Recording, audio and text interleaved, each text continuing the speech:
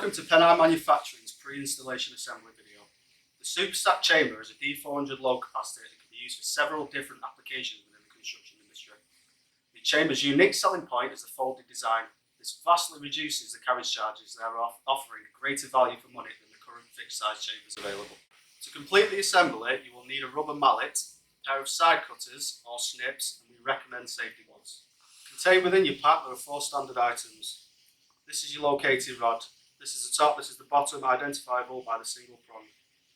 This is your fixing wedge, this is the top, and this is the bottom, identifiable by the 2 prongs at the bottom.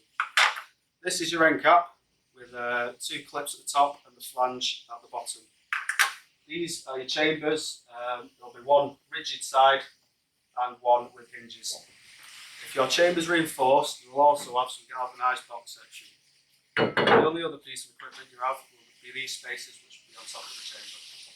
This is how your chamber will be presented on the pallet. We have an example of a 3-ring chamber with internal measurements of 900 by 600mm, external measurements of 1100 by 800mm. In this example, the top ring will be reinforced, starting with the bottom ring, which can be identified as the locating pins have been snipped off at the top. Each ring is closed with cable ties at either end, stopping it from opening in transit. Each ring has 2 plastic bags with the wedges, fixing wedges, and locating rods and end caps at each end. The reinforced ring, if you do have one, will be identified by the screws on the outside of the chamber. It will also be much heavier than the rest of the chamber rings, and if you do have a reinforced ring, you will need these end caps. There are a couple of key points worth making a note of before you begin. You will need to assemble any reinforced chambers outside of the excavated area before continuing. The chambered rigid sides and hinge sides need to be placed on top of each other. Start by preparing the bottom ring. You lift it from the centre and onto a flat surface. You can identify this as the bottom ring because the lugs have been chopped off at the ends. You'll then want your snips, and you're going to cut off the cable ties at each end that were holding it in its fixed position. Once you've done that, you can unfold it and the chamber will start to take shape. Take 2 fixing wedges and cut off the 2 bottom prongs.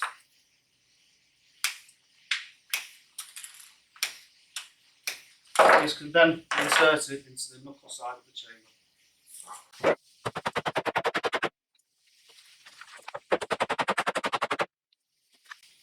Then you'll need your locating rods. You'll chop the tops off these like we've just done. They'll be inserted into each 4 of the corners.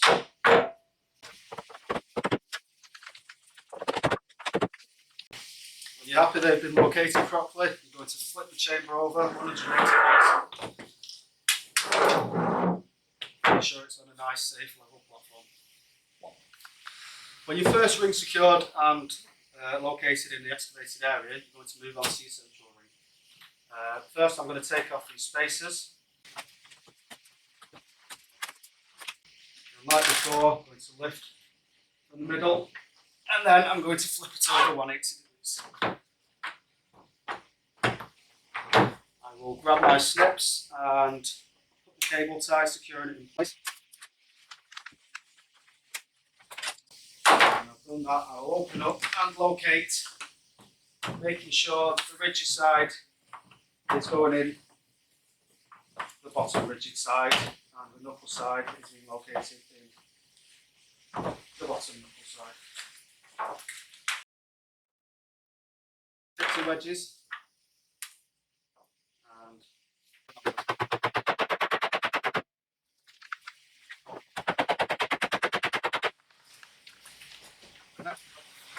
and then mallet my locating rods into place.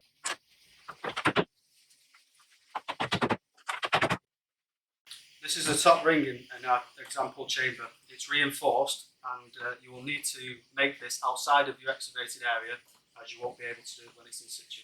This is an example of a corner section of one of the chambers. There's 2 eyelets located here and here. You'll insert your galvanised box section into this flange, and it will become flush with this side here, which leads towards your knuckle section. After assembling the reinforced chamber section, following the steps we used to make the others, we're going to locate the galvanised box section in this eyelet here. And we're going to knock it into place. And then what we're going to do is make sure it sits flush with the knuckle section of this flange using this eyelet hole here.